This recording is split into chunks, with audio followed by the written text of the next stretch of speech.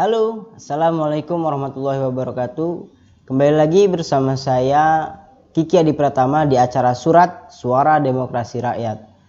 Pada kesempatan kali ini kita akan diskusi mengenai tentang revisi Undang-Undang Pemilu yang masih menjadi wacana di DPR RI.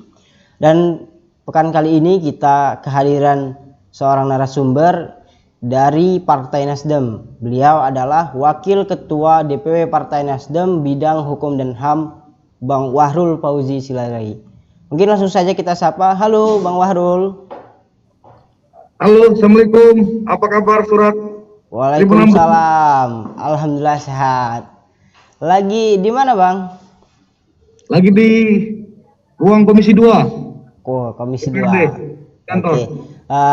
Bagi para traders, perlu diketahui juga bahwa Bang Wahrul Fauzi Silalahi ini selain dia itu politisi, dia pun menjadi Ketua Komisi 2 DPRD Provinsi Lampung. Kemudian dia pun menjabat Ketua DPC Ketua DPD DPD Nasdem Lampung Selatan. Pada kesempatan kali ini kita akan diskusi terkait dengan revisi Undang-Undang Pemilu. Kita lihat bagaimana sikap Partai Nasdem yang mulanya mendukung tetapi belakangan ini kembali menolak revisi Undang-Undang Pemilu. Nah, mungkin kita bisa dengar penjelasan dari Bang Wahrul. Mungkin Bang Wahrul bisa langsung diberitahu kepada teman-teman. Seperti apa ini Bang Wahrul? Ya baik, Bung Kiki dan teman-teman tim dari Surat Tribun Lampung. Pertama, saya ucapkan terima kasih atas kesempatannya dan kita berdoa semoga Allah Subhanahu wa taala lindungi kita semua. Amin. Di dalam pandemi ini selalu sehat dan kuat tentunya. Pertama, yang mau kita sampaikan adalah bukan sudah mendukung ya. Nah, tapi memang sikap DPP partai pasca mengevaluasi secara keseluruhan mengenai substansi revisi, kemudian fakta di lapangan dan semangat revisi, lalu kemudian kita untuk menolak, ya kan? Yang pertama, ada beberapa hal yang mau saya sampaikan terkait dengan sikap partai, sikap DPP Partai Nasdem. Melihat situasi yang di tengah pandemi ini, kita pikir untuk tidak menghabiskan energi dalam melakukan revisi undang-undang ini, ya. Kita bagaimana mengajak pihak pemerintah pusat, daerah, kabupaten dan desa untuk lebih fokus dan bergotong royong dalam skema penanganan COVID-19 ini. Itu yang pertama. Yang kedua, kalau ini akan akan dipaksakan pilkada, pileg, kemudian pilpres, pilbub ya, pilgub di 2024, ya, kita harus mengevaluasi dulu Bung Kiki, bagaimana kemarin penyamaan pilpres dan pileg mengakibatkan penyelenggara ratusan yang meninggal dunia, ribuan yang sakit, ya kan? Nah, ini pasti adalah evaluasi besar bangsa ini, evaluasi besar negara ini. Jangan sampai dalam momentum pemilihan umum, pileg maupun pilpres ini mengakibatkan kematian yang lebih besar di tengah pandemi ini, ya kan? Nah, itu menjadi acuan besar kita soal bagaimana pileg dan pilpres pun faktanya itu, ya, ratusan orang, 300 orang lebih meninggal, ya. Jadi salah satu menjadi bahan evaluasi kita di tingkatan partai. Gitu. Kemudian yang ketiga adalah Bung Kiki, bakal banyak PLT, PJ, ya, di daerah-daerah, baik itu gubernur, bupati dan wali kota, ya. Nah, kepada siapa, ya, para bupati, para wali kota yang PLT akan bertanggung jawab politik pelayanannya, ya. Nah, ini kemana? Karena mereka bukan dipilih rakyat langsung, ya. Mereka ditunjuk oleh Mendagri, ditunjuk secara administratif. Nah, jadi kita nggak lihat ini suatu semangat demokrasi yang dimandatkan oleh rakyat. Nah, itu ya. Kemudian yang selanjutnya bagaimana kita bisa melihat putusan MK nomor 55 2019 tentang rekonstruksi kesentrakan pemilu, ya. Nah, jadi apa namanya itu, benar ada putusan itu semestinya adanya penyesuaian terhadap Undang-Undang Pemilu 7 tahun 2017, ya. Nah, dalam konteks ini apa namanya, berkaca dari pengalaman Pilpres 2019, dampak polarisasi, ya, bahkan berakibat ke politik, identitas agama dan sebagainya, ya. Nah, kedua, bagaimana penundaan ini yang saya sebutkan di awal tadi itu terkait COVID, ya, terkait COVID, ya, di dalam masa pandemi ini. Dan penting adalah Perpu nomor 2 tahun 2020 tentang perubahan ketiga di Pilkada nomor 1 tahun 2015, Bung Kiki. Nah, jadi apa namanya, ini ada 5 alasan besar yang menurut kita apa namanya untuk menolak dari revisi undang-undang ini dari Partai Nasdem. Dan kita selaku pengurus DPW Provinsi Lampung untuk tegak lurus, ya kan, bagaimana mengamankan kebijakan pandangan politik yang dilakukan oleh Ketum Surya Paloh dan pengurus DPP untuk hal ini. Terima kasih Bung Kiki. Artinya Bang, kalau begitu memang yang sudah dijelaskan tadi itu kan sifatnya terkait dengan kerakyatan lah, seperti itu. Artinya kita melihat setelah evaluasi. Cuman Bang, di balik itu mungkin Bang, karena ada yang bertanya-tanya bahwa mungkin ada isu-isu lain Bang terkait dengan putar arahnya Nasdem ini gitu Bang. Nah, itu seperti apa Bang? Ya, isu-isu dalam dunia politik ya biasalah, ya, namanya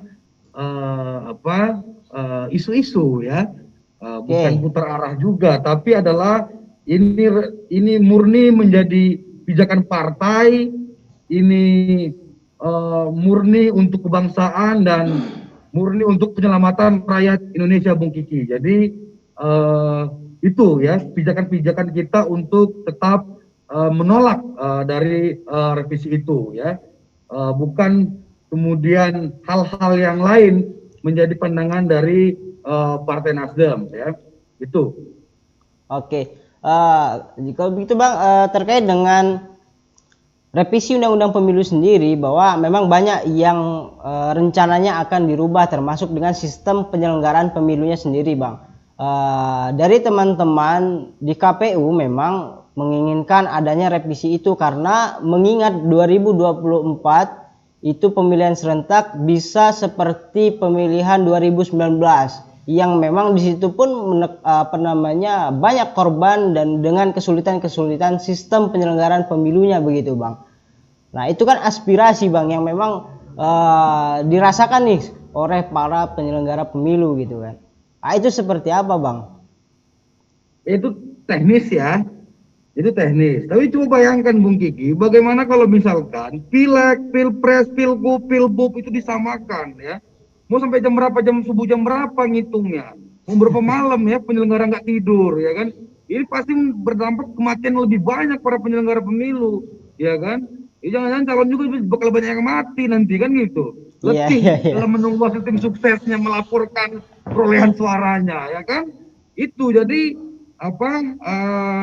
itu hal-hal teknis yang lain. Nah, misalkan yang hal-hal teknis seperti misalkan Bawaslu Provinsi Lampung yang semena-mena sok gagah membatalkan paslon. Nah, itu hal-hal yang berbeda untuk secara pandangan kita, kan gitu kan. Nah, itu tapi dalam konteks menyamakan melakukan gelaran politik, ya, laga nanti di 2024 secara bersamaan, ya kan. Tadi yang saya sampaikan di awal tadi, akan berapa banyak PJ, ya kan, yang tidak ada pertanggungjawaban kepada rakyat, ya. Ini siapa yang ngisi ini? Dari mana urusan-urusan ini? Mereka mandat dari siapa aja? Nah, ini yang perlu, yang penting untuk memaksimalkan pelayanan publik, ya, pada masyarakat kita di masing tingkatan kabupaten, kota, provinsi yang ada di Indonesia. Itu Bung Kiki. Oke, siap. Artinya DPW Partai Nasdem Provinsi Lampung tetap tegak lurus kepada Ketua Umum Surya Paloh, begitu ya Bang Wahrul, ya? Ya, betul. Bang, memang banyak teman-teman kita di partai termasuk PKB itu kan ikut bersama Partai Nasdem terkait kebijakan ini. Seperti partai-partai yang lain memang ada juga yang memang mendukung wacana kebijakan revisi Undang-Undang Pemilu. Nah, kira-kira Bang, dari perbedaan sikap masing-masing partai ini itu mengikuti kebijakan internal seperti Ketua Umum Surya Paloh kalau di internal Nasdem atau seperti apa Bang? Ya, yang pasti kan ada, saya nggak mau ngomongin partai lain ya, tapi ada pandangan objektif kondisi ya terhadap kondisi bangsa kita ya. Itu yang pertama, pandangan objektifnya ya. Lalu kemudian memutuskan politik yang objektif juga untuk kemaslahatan rakyat yang lebih besar ya. Itu yang kedua. Kemudian kita harus mengevaluasi ya hasil pemilu di tahun 2019 dengan tingkat tingginya kematian para penyelenggara. Nah, ini evaluasi. Nah, artinya evaluasi ini harus menjadi bahan pijakan kita, bahan dasar kita untuk mengambil sikap politik regulasi ke depan. Gitu ya. Jadi semua berdasarkan dari evaluasi dan pandangan objektif ya untuk ke depan. Jadi itu mungkin, dan situasi itu di daerah-daerah itu kita sangat merasakan sekali kan gitu kan. Gitu. Bagaimana kalau situasi ini dipaksakan disamakan di proses di 2024 secara bersamaan. Kita nggak bayangkan lagi Bung Kiki ya, luar biasanya letihnya dan jurang kematian bagi para penyelenggara dan para peserta, ya kan itu. Nah, itu yang tidak mau kita harapkan. Nah, harusnya adalah dalam situasi ini semua lini, semua instansi, semua organ sektor pemerintahan maupun luar pemerintahan ini harus bagaimana lebih fokus terkait dengan penanganan COVID-19 ini ya. Jangan kita lebih diperas kepada hal-hal proses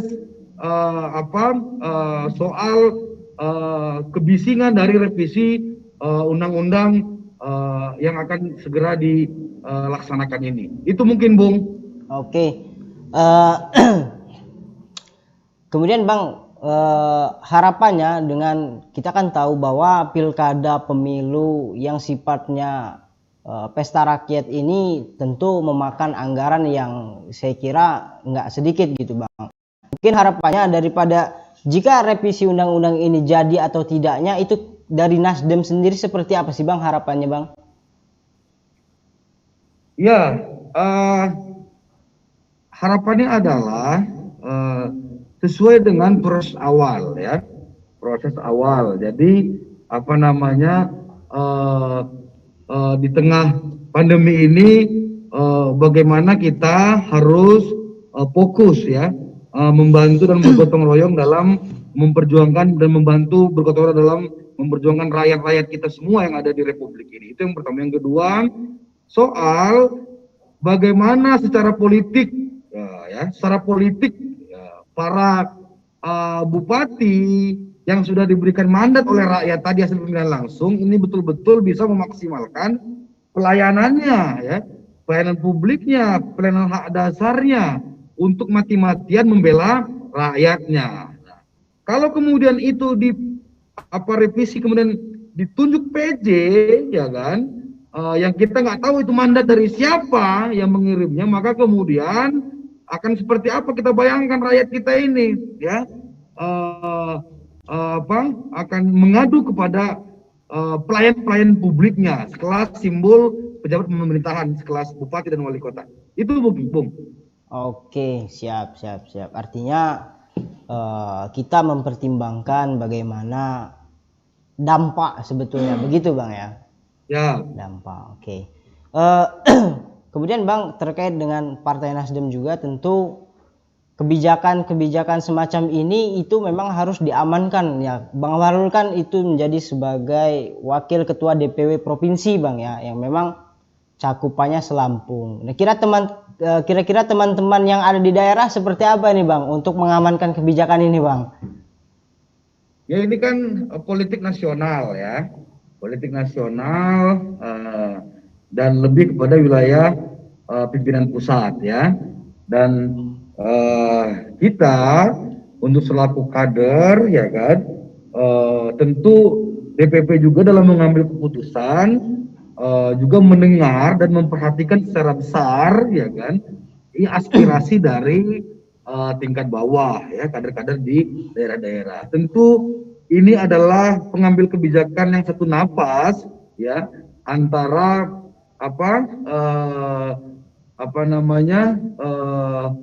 DPP dan tingkat struktur bagian bawah ya. Karena apa? Partai ini didirikan untuk bagaimana bisa memperjuangkan kondisi-kondisi kebangsaan kita, kondisi-kondisi masalah kerakyatan kita. Nah, hari ini yang di depan mata kita yang kita rasakan semua adalah COVID pandemi ini, ya kan? Dan kita harus berjuang mati-matian untuk menyelesaikan dan membantu rekan-rekan kita yang masih tertimpa musibah. Mau berapa banyak lagi yang akan mati di negara kita ini? Nah, ini PR bangsa besar yang harus terus kita kawal. Karena kita yakin secara kader Nasdem bahwa visi cita-cita Pak Presiden kita satu irama. Bagaimana menjadikan bangsa ini bangsa yang lebih baik, bangsa yang lebih sejahtera dan memastikan bagaimana mengurai pandemi ini akan cepat selesai. Itu komitmen kita di Nasdem, Bu. Oke, mungkin satu lagi Bang, ada yang menarik Bang. Jadi kemarin kita tahu bahwa di Pilkada 2020 tentu ada satu peristiwa yang luar biasa lah tentunya di Lampung gitu kan, terkait dengan putusan Bawaslu yang mendiskualifikasi paslon. Nah, kemudian setelah dievaluasi Bang oleh Komisi 2 DPR RI yang belum lama ini bersama KPU dan Bawaslu, ternyata putusan diskualifikasi itu memang diatur dalam Undang-Undang 10 tahun 2016, Undang-Undang Pilkada. Dan itu rencananya akan diikut direvisi juga gitu Bang, ketika memang nanti wacana revisi Undang-Undang Pemilu ini jadi dilaksanakan. Nah, apakah kita tidak melihat yang sisi itu Bang? Artinya meminimalisir sebutannya mungkin kewenangan daripada Bawaslu untuk di situ Bang. Ya, itu salah satu bahasan ya. Tapi kan sudah jelas bahwa hal-hal teknis tersebut sudah dipatahkan oleh Mahkamah Agung, ya kan? Kemudian sudah ada saluran melakukan DKPP ya. Nah, ya kita lihat adalah ini kan negara hukum ya, dan semua ada salurannya. Dan alhamdulillah kita dari Nasdem sangat mengapresiasi dalam putusan Mahkamah Agung tersebut, ya kan? Itu pelajaran untuk para Bawaslu ini ya. Jangan sosok jagoan semua dalam melakukan putusan-putusannya kan gitu kan. Itulah Bung ya. Itu. Oke, kalau gitu Bang. Satu Bang, closing statement. Mungkin kita sudah di penghujung acara nih Bang. Closing statement buat teman-teman kita, kemudian buat masyarakat, itu seperti apa Bang? Silakan. Baik, dalam situasi pandemi ini ya, kita mengharapkan betul bagaimana keseriusan para pemimpin kita ya, pemangku kebijakan kita untuk betul-betul memperhatikan kondisi kesejahteraan masyarakat kita, untuk betul-betul memperhatikan kondisi kesehatan masyarakat di sekitar kita. Maka penting untuk kita bersatu padu, bergotong royong untuk bagaimana menangani pandemi ini secara baik ya. Kemudian dalam situasi pandemi ini kita nggak boleh mikir berat-berat ya, nggak boleh mikir serius-serius ya, apalagi terkait dengan proses hal-hal politik bangsa dan negara ini. Pastikan kita semua ini bisa bermanfaat untuk bisa bergotong royong, membenahi dan membantu para saudara-saudara kita yang ada di sekitar kita, dan para bupati, wali kota, semua pemimpin untuk betul-betul turun, mensalurkan bantuan dan sebagainya untuk meringankan beban-beban para saudara kita yang ada di Provinsi Lampung dan seluruh Indonesia tentunya. Itu mungkin Bung Kiki. Oke, terima kasih banyak kepada Bapak Wahrul Fauzi Silalahi yang sudah memberikan closing statement, kemudian juga sudah berkenan hadir menjadi narasumber di Surat Pekan kali ini. Mudah-mudahan Bang Wahrul sehat selalu dan kita bisa berjumpa lagi. Saya ucapkan terima kasih yang sebesar-besarnya.